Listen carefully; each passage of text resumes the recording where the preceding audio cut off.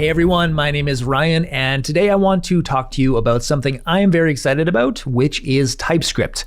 And that's because I've spent a lot of years building applications, so full stack apps, something like a React or an Angular front end, and then a Node.js API. And I, like most developers, have written a lot of bugs. And looking back now, I could have avoided a ton of those bugs if I had something like TypeScript in the mix across the whole stack. I've written many Angular applications which use TypeScript predominantly for the front end of things, but then regular JavaScript for the other parts of my application. And in the React apps I've done, I haven't used TypeScript really that much in the past. I've switched over completely now to use TypeScript across the whole stack, and it has really supercharged my development experience. So I want to talk to you today about how you can benefit from doing the same, from applying TypeScript across your whole stack. So my name is Ryan Chenkie. I'm a GraphQL dev advocate at Prisma. And at Prisma, we deal with databases. And we give you tools to make working with databases really simple. We'll talk a little bit more about that later on. And we should talk about type safety as we get going here. So maybe you're thinking, what is TypeScript? If you're not familiar with it yet, TypeScript is a superset of JavaScript. It's a language unto itself that kind of sits on top of JavaScript, gives you all of the features of JavaScript, and actually compiles down to JavaScript. But it gives you the addition of type safety when you write your code. And so what that means is if we had a function like this, a function to take two numbers and to add them together, if we tried to use it in a way that we don't want it to be used, like for example here, we're trying to add the number 1 to a string of foo, which doesn't give us a good result. Instead of falling into that trap, which could happen in cases where our code is taking in results of other function calls, or maybe we're getting values that we don't expect.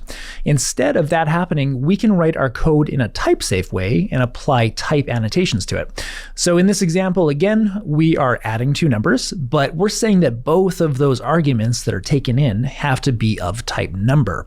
And so that means that if we go and we try to add 1 and then a string, we're going to get a compilation error, which means the JavaScript that gets produced by the TypeScript compiler isn't even going to run. It's not even going to be able to compile if we have a mistake like this in our code.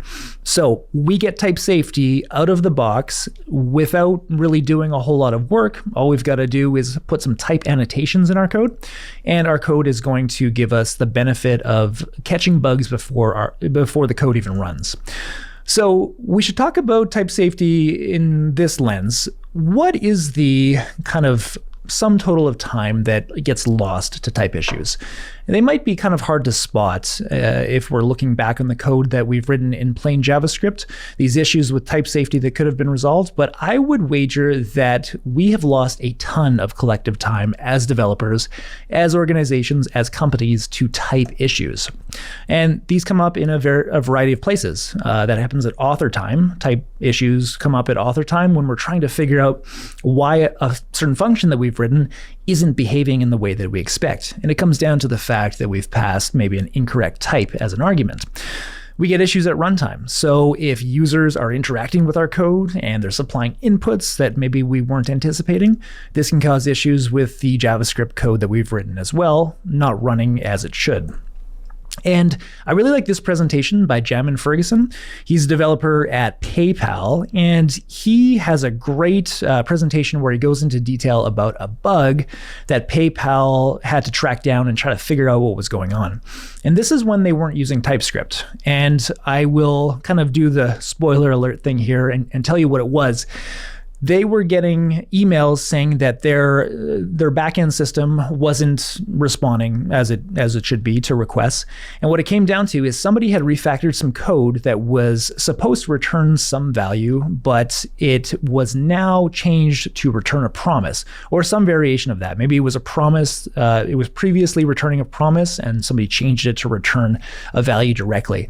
In any case, because the return type for this function was something that wasn't expected expected downstream, it kind of broke things across their whole application. And so you can watch his presentation here. It's a really good example of where if they had type information at play, if they were able to have TypeScript in the mix at that point, they would have been able to tell that the function was no longer returning the type that was expected downstream. And they probably wouldn't have had the issues that they ended up encountering. So this is a quote from his talk. We had no idea why or where our apps were failing. All they knew is that they were getting bad responses to web requests that were going to their API, and they didn't know what was going on. But again, if TypeScript was there, they would have saved themselves a lot of stress. Now, how do these problems arise? We've got a few, I guess, ways that we come across these problems when we're developing.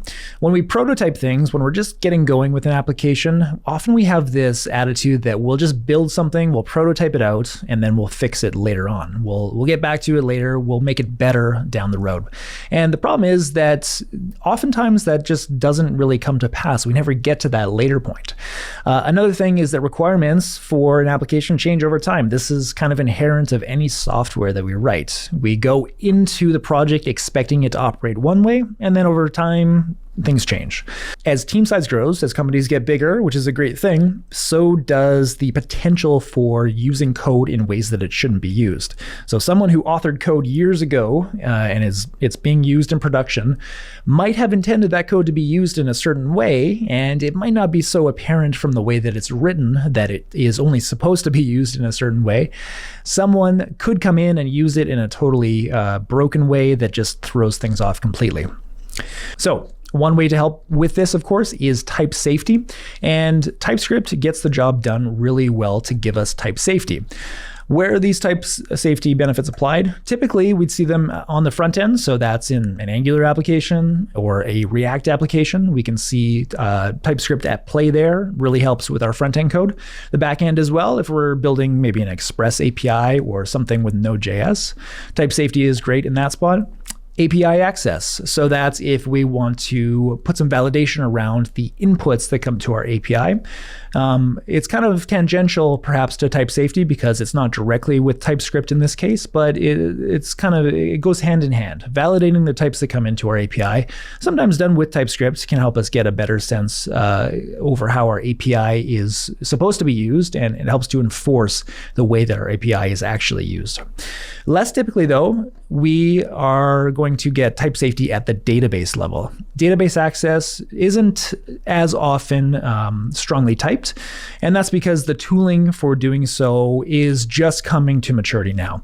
And Prisma is actually a way that you can get database access type safety very easily, and we'll take a look at that. So the thing with type safety and TypeScript is that managing the type information can be a pain. The tooling that's out there helps us greatly, but it can still be a bit of a pain. And what I like to do, the way that I like to build applications these days is to start with type safety at the database access level, whether that be with Prisma or some other tool like TypeORM, for example, and use those types to inform the rest of the stack. So to build up from the database level.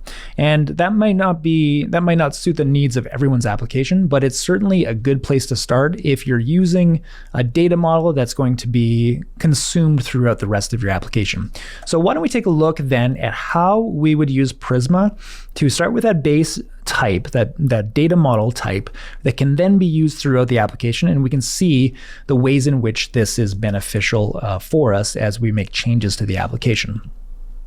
So I'm here within an NX workspace, and NX gives us tooling for making monorepos. And so they provide a whole set of tooling for giving you a React or an Angular application, and then some kind of Node.js application as well. It could be Express or it could be Nest.js. Putting all of that into a monorepo for you and giving you all the tooling you need to share code across all of the applications you might want to build. So this is a good way for us to work with the same common type that comes from our database across our whole application. So why don't we get Prisma into the mix? I've got these two applications here. I've got this front end that is a React application, and then I've got this API, which is an Express API. And so we'll get Prisma worked in. We'll create a little bit of a database, and we'll see a how to use the types that come from it. So I've already got Prisma installed, but to install it on your end, you would do npm install, and you can save a dev dependency of @prisma/CLI. That'll give you the Prisma CLI. And then you can do npx prisma init. And when we run that, we're going to get this Prisma directory here. You get a schema.prisma file within, and this is where you describe your database. This is where you tell your database the shape that it should have. And we get a couple options for databases to use. Postgres is the default that comes here, but you can use MySQL, you can use MS SQL, or you can use SQLite as well, a file system database. I like to use SQLite just to develop against here. And we're going to set a little bit of extra stuff here to help us along. Once we have that, we can make a model, and we'll have a model called post. Post is going to have an ID, and that's going to be of type integer. And so integer is going to map to the appropriate type within our SQLite database. We're going to say that this is the primary key for this table, and we want to give it a default value where this column is going to auto increment. So each subsequent post that we put into the database is going to take an integer value for its ID that is one higher than the last one. Then we'll have a title, which will be of type string, and a body that'll be of type string as well. And then let's give this maybe excerpt of type string. So a separate field where we're going to manage a small bit of text to give a preview for the post.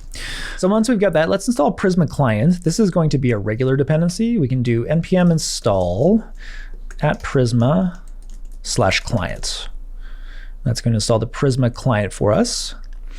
And once it installs, we'll want to put our table into our database.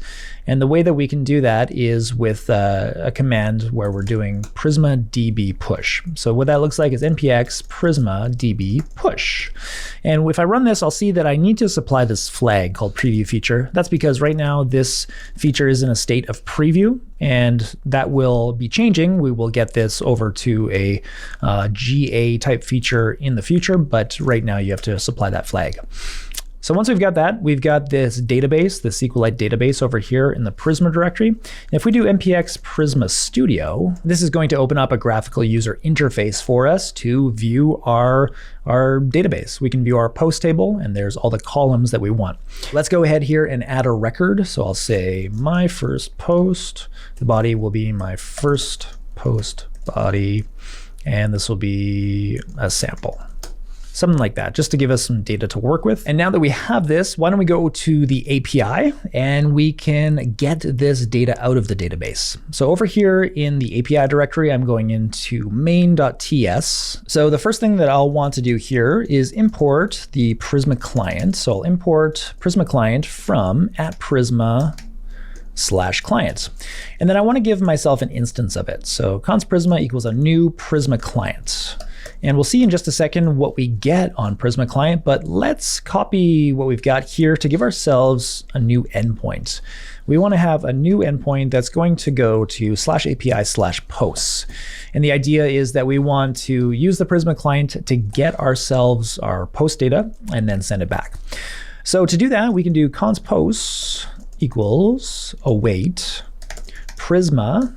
And if we do Prisma dot, we can see what's available here. The first thing that we see here is a property called post. And the reason that we're seeing that is that when we generate our Prisma client, we are given all of the type information that goes into this post model. And it becomes available for us to use to get access to our data. So we can do await Prisma post find many. And then we can respond. We'll respond with JSON. And we'll send back our posts like that. So then let's go over to our front end, and we can refresh and see if we get our posts. There we go. We've got that first post that we put in. So the idea now is that we want to be able to use the type information that comes along with our generated client. We want to use that in a variety of spots here across our application. So we can import this post type from Prisma client. And what's going on here is if we go into our node modules directory and we look into the Prisma file, Prisma directory, into index.d.ts, and we can take a look for type post, for example. we take a look for the post type, we get our post model here, and it has all of the things that we want on it: ID, title, body, and excerpt. So this type can be used to give ourselves type hints across our application. So back at main TS here, why don't we say that we are going to return a promise that contains a list of posts here.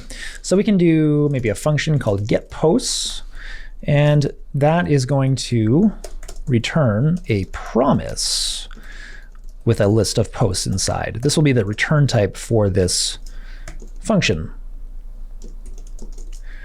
And so in this, we can do our return await Prisma post find many. And we need to make this async. So with that, now we can do await get posts. So there we have a function to get our posts. We know the return type coming out of it, and we can safely go ahead and return those posts. So now let's go over to the front end. We'll use that same post type that comes from the Prisma client here as well. So to do so, we can do import post from @Prisma client. The reason we're able to import from Prisma client in both our front end and our back end is because we're in this NX mono repo. It gives us help with being able to share types like this. So the first spot that I want to apply this is I want to say that when we are going to set something on state here, we want it to be of a certain type. So we want to know that what we're going to be setting here will be an array of type post. And that makes sense. We're going to get a list of posts back. We want to say that whatever's going to be on state here is going to be of that type. Then what we can do is apply it to some other spots. We're going to have some posts that come back, and I want to say that these posts are going to be of type post here. The reason is that I want to make sure that the properties that I'm expecting to be here actually do exist.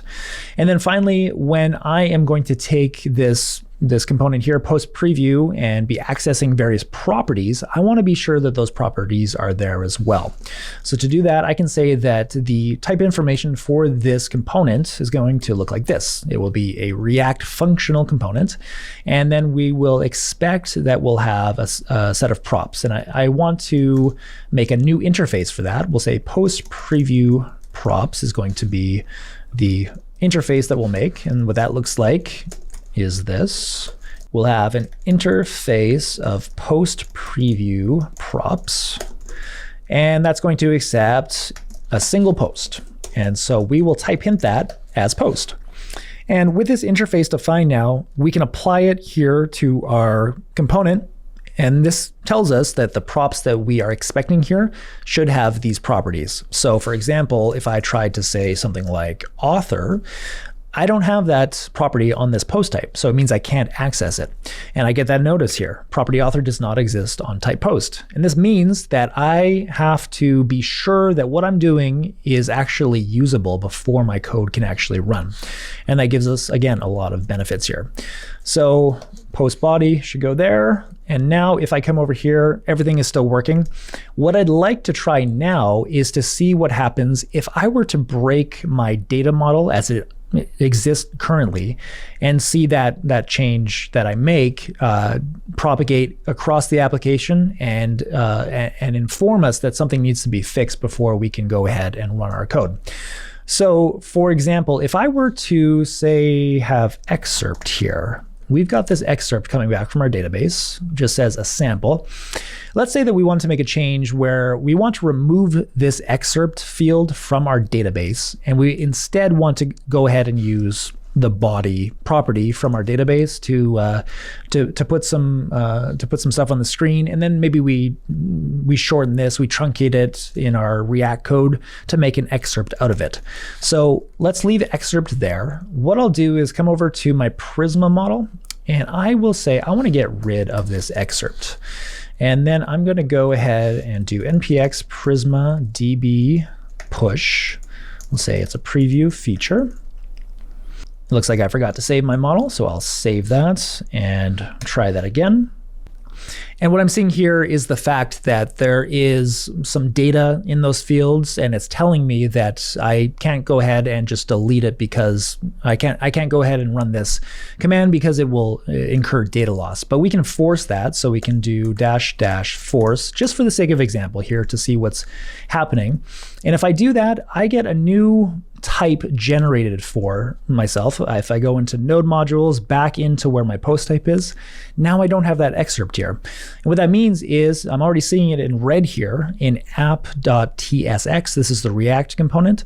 I can't access excerpt here because it no longer exists on this post type.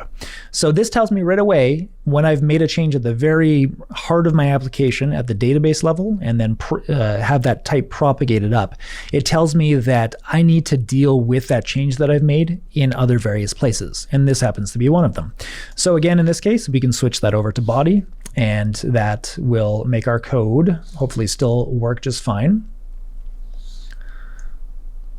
It looks like we have an issue with our backend. Let's go take a look at what's going on there. And this might just require us to do a restart.